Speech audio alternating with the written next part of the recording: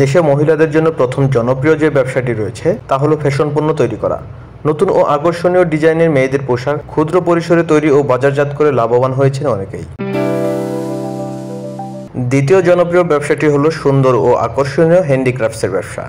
কাঠ, মাটি বা বাঁশের তৈরি নান্দনিক ক্রাফটসগুলো দেশে ও দেশের বাইরেও বিক্রি করা সম্ভব।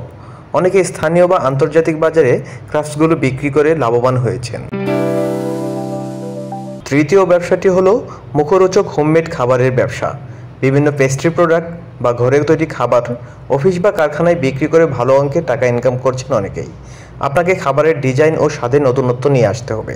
তাছাড়া খাবারের হাইজিন ও গুণগত মান সম্পর্কে সচেতন থাকতে হবে।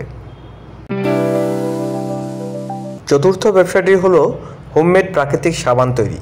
মহিলারা সহজেই সাবান তৈরির প্রশিক্ষণ নিয়ে বিভিন্ন ধরনের প্রাকৃতিক সাবান তৈরি ও সুপার শপগুলোতে সেগুলো বাজারজাত করে লাভবান হতে পারেন।